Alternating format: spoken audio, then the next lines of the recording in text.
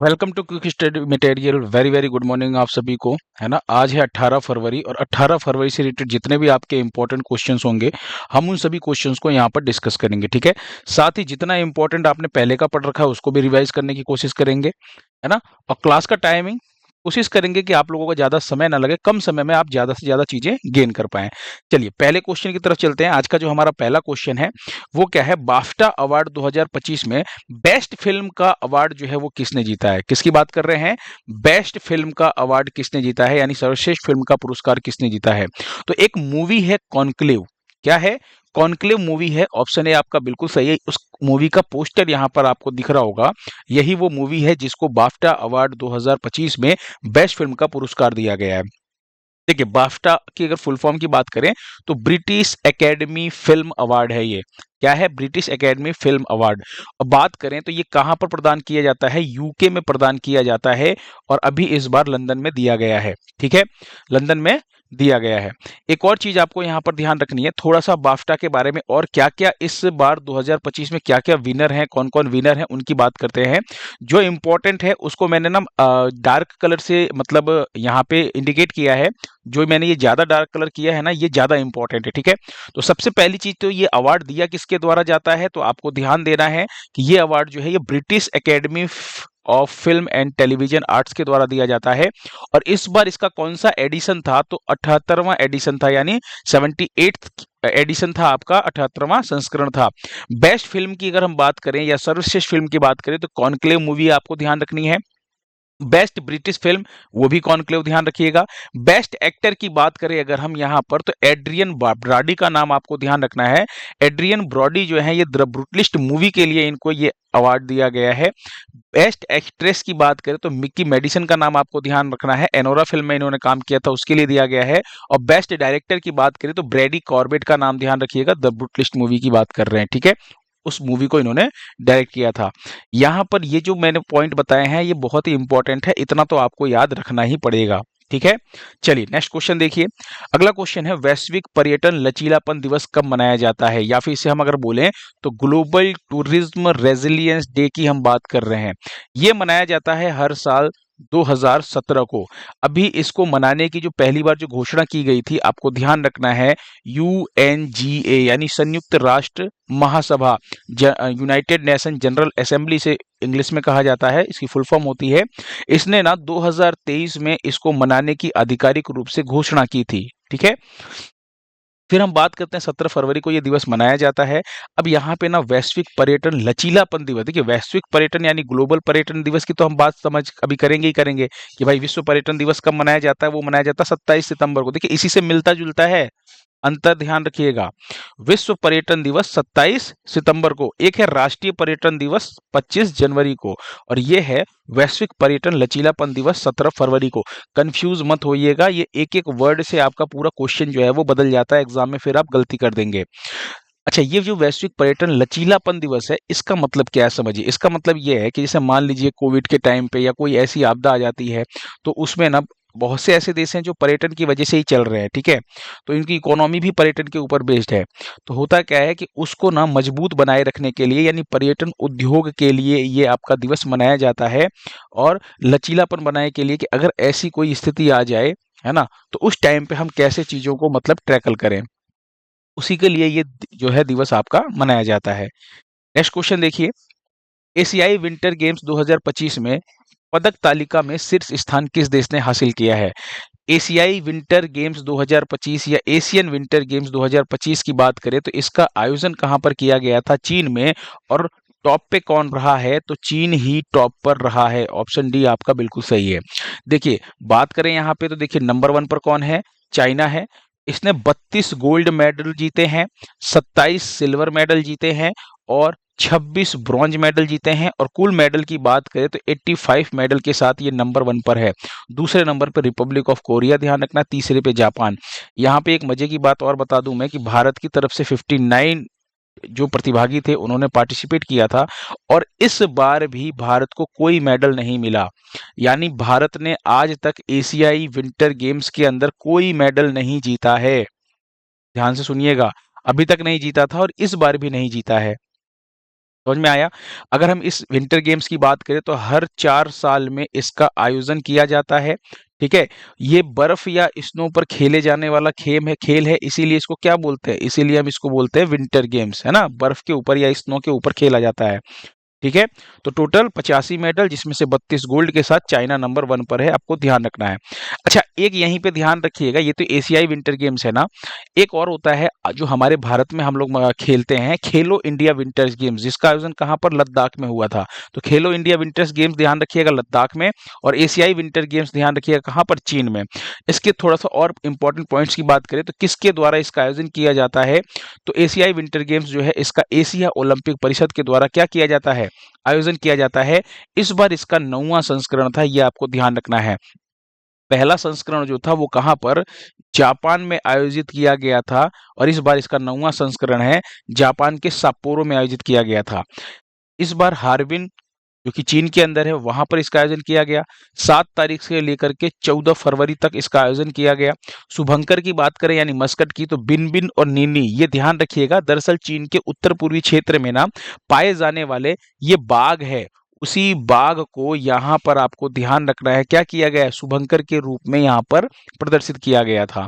Slogan की बात करें तो dream of winter, love among Asia, ये इस बार का स्लोगन था। अब नेक्स्ट जो आपका होने वाला है, यानी हर 4 साल में होता है, 2025 में तो हो गया आपका। अब 2029 में यानी अगले बार जो इसका आयोजन किया जाएगा वो ट्रोजेना सऊदी अरब में किया जाएगा, जो 10वां संस्करण है। अच्छा, 9वां संस्करण हो गया। इसके पहले कहाँ पर किया गया था, यानी 8वें संस्करण की बात करिए तो 9वां संस्करण है, तो 8वां संस्करण जो है वो जापान के सोपारो में ही किया गया था। यहाँ पे ध्यान रखिएगा, पहला भी जापान में हुआ था और 8वां भी जापान के साप्पोरो में हुआ था। ठीक है, तो आपको ये चीजें जो है इस मतलब एशियन गेम से क्या क्या पॉइंट्स हैं वो सभी आपको याद करना है। ठीक, नेक्स्ट क्वेश्चन देखिए, हाल ही में टेनिस प्लेयर जैनिक सिनर पर कितने महीने के लिए प्रतिबंध लगाया गया है। देखिए, अभी अगर हम बात करें ना तो जैनिक सिनर ना इस टाइम पे वर्तमान में अभी विश्व के नंबर 1 टेनिस प्लेयर हैं।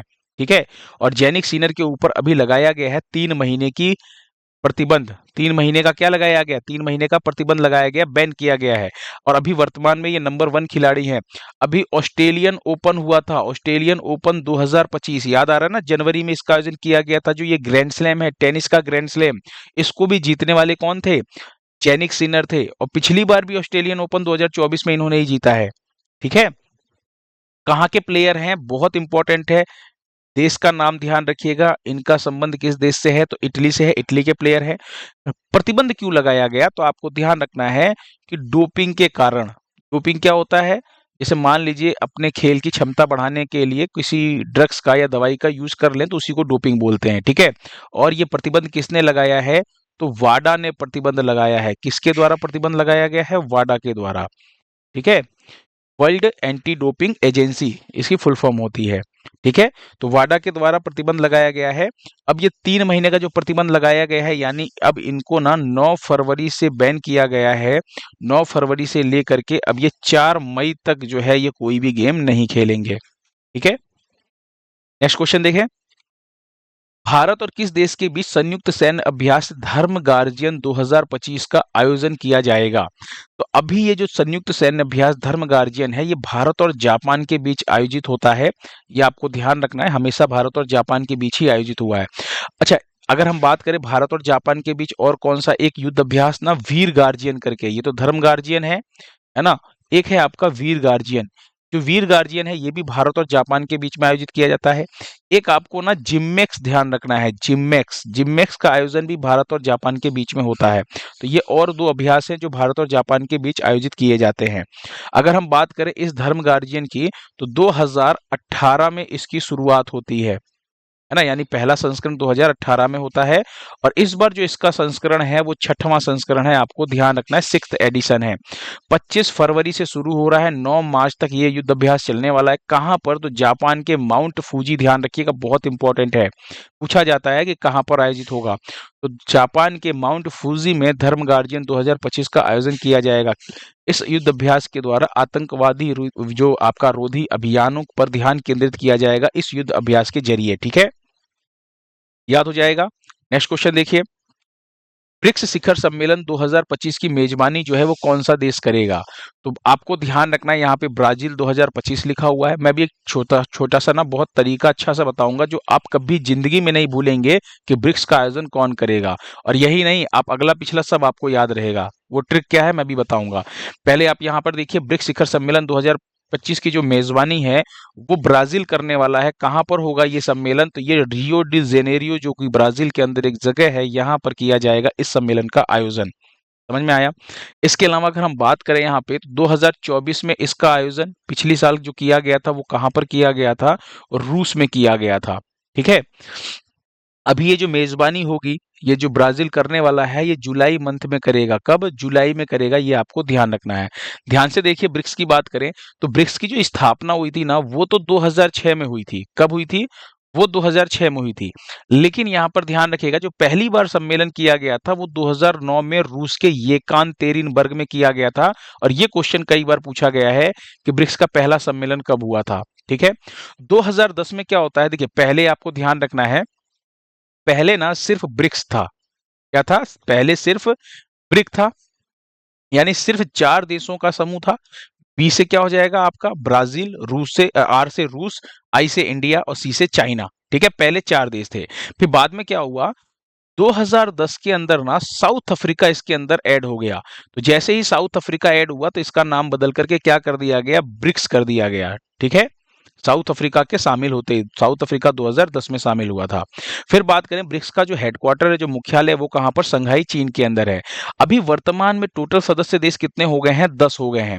अभी याद है ना आपको, इंडोनेशिया 10वां सदस्य देश बना था, है ना, पूर्ण रूप से। यहां पर आपको ध्यान रखना है, ब्राजील, रूस, भारत, चीन, ये तो 4 थे ही पहले ब्रिक में। 2010 में दक्षिण अफ्रीका आया।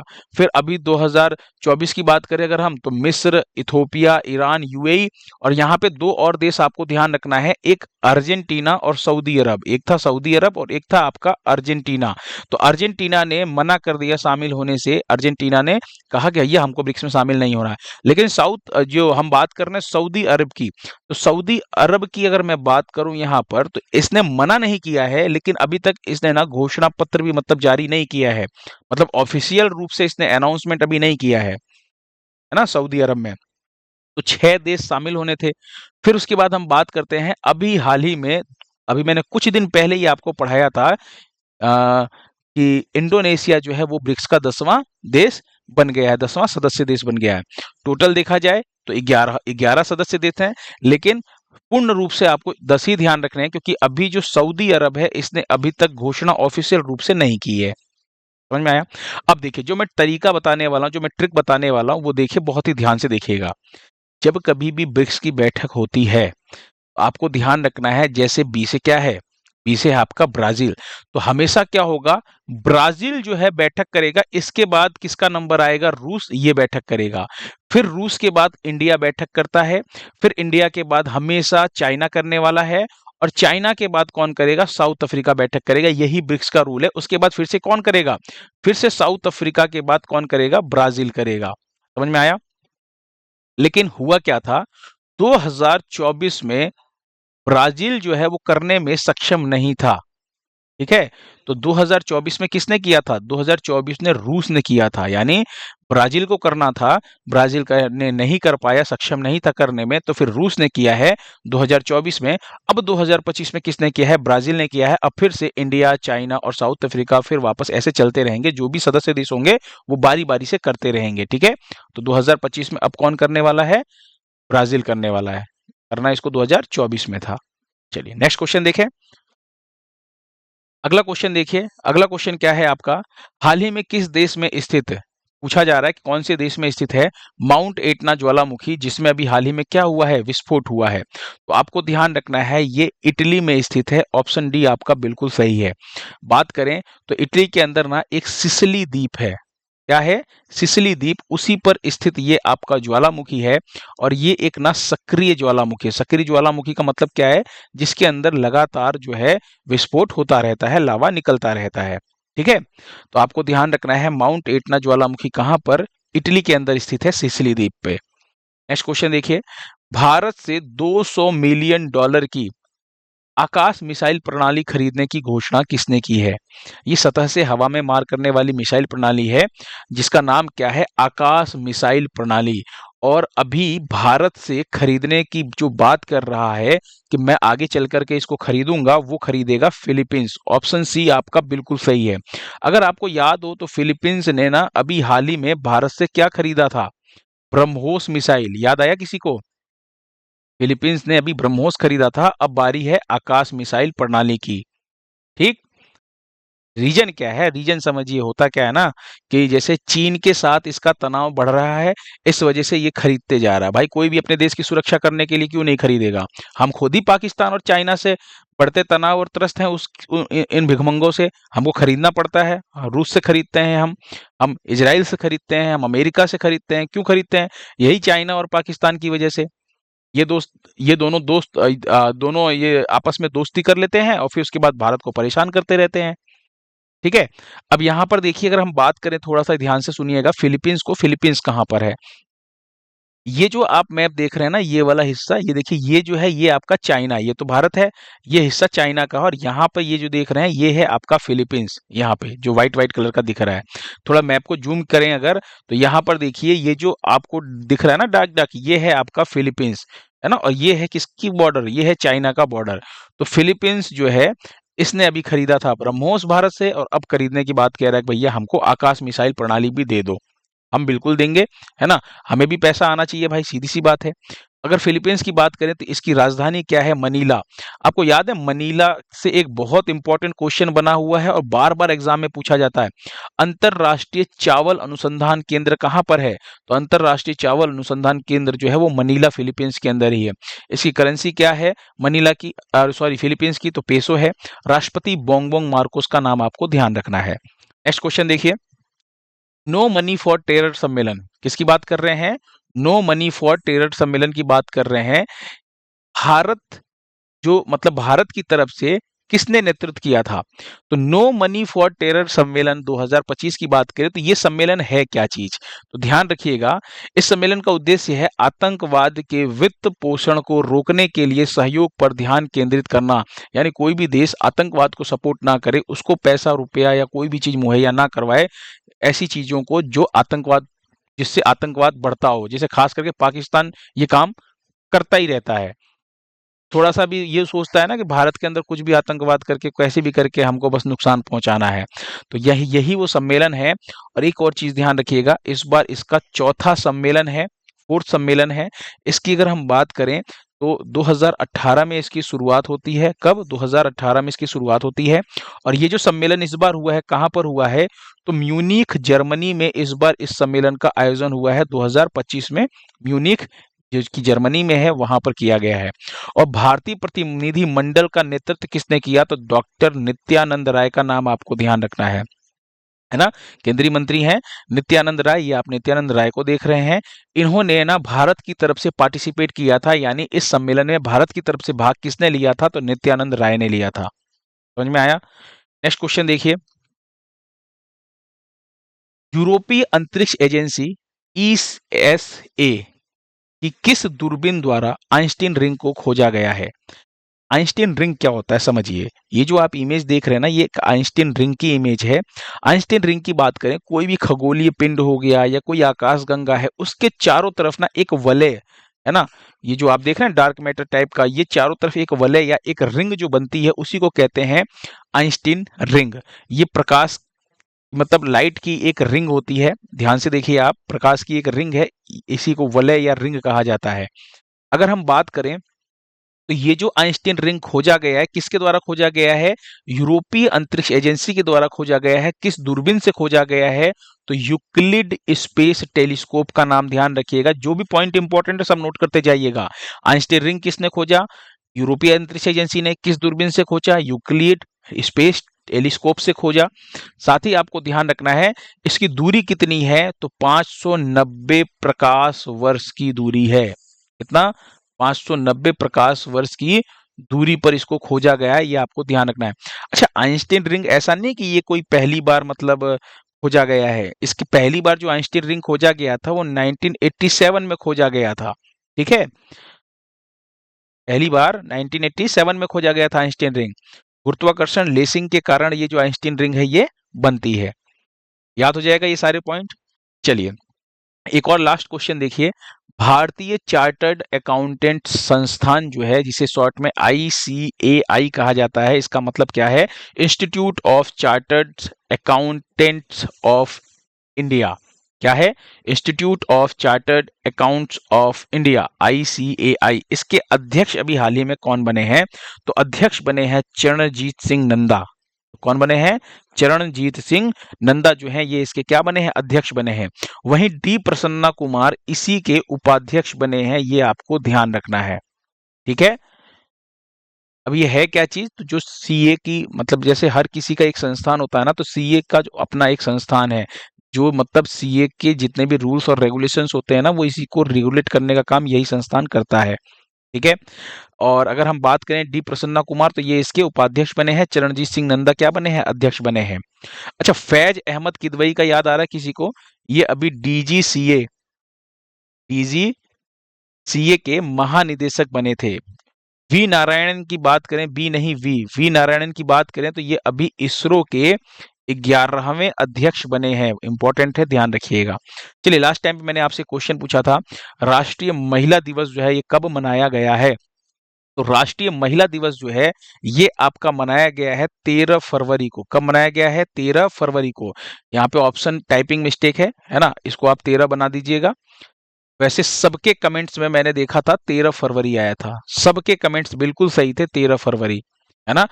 यहाँ पे क्वेश्चन मिस्टेक था, फिर भी 13 फरवरी आ रहा था, इसीलिए मैं काफी हैप्पी था कि आप लोग आंसर दे रहे हैं, ना कि सिर्फ ऑप्शन के थ्रू जा रहे हैं। और ये भी पूछा था किसकी जयंती पर मनाया जाता है, तो सरोजिनी नायडू की जयंती पर मनाया जाता है। सरोजिनी नायडू की जयंती पर मनाया जाता है। और आप सभी ने आंसर बहुत अच्छे से दिया था।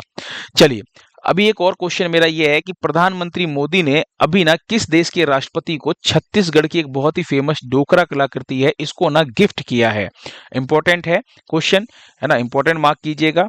अब आपको बताना है कि प्रधानमंत्री मोदी जी ने दिया किसको है ना, किस देश के राष्ट्रपति को दिया, ये तो बताना ही बताना है। साथ ही में उस राष्ट्रपति का नाम भी आपको बताना है। ठीक है, उस देश के राष्ट्रपति का नाम बताना है, क्योंकि मैंने पढ़ाते टाइम आपको ना ये चीज पढ़ा रखी है, बता रखा है। ठीक है, कमेंट बॉक्स में आप लोग अपने आंसर दीजिएगा। पीडीएफ जो है वो आपको एज इट इज कहाँ पर मिल जाएगा? टेलीग्राम चैनल पे जाकर के ज्वाइन कर लीजिएगा, वहां पे मिल जाएगा। एक व्हाट्सअप चैनल भी है जहां पे न्यूज़पेपर्स की जो भी इंपॉर्टेंट न्यूज होती है ना, उसकी कटिंग मैं वहां पे अपलोड करता हूँ, है ना। और उसको आप ज्वाइन कर सकते हैं, आप ज्वाइन कीजिएगा, है ना। मैं चाहता हूं कि इस वीडियो पे ना सिर्फ और सिर्फ 100 लाइक आए। आप लोग देखते हैं, आप लोगों को पसंद आता है, आप लोग जरूर लाइक कीजिएगा ना, इससे मुझे काफी मोटिवेशन मिलता है। चलिए थैंक यू सो मच, मिलते हैं फिर नेक्स्ट लेक्चर में।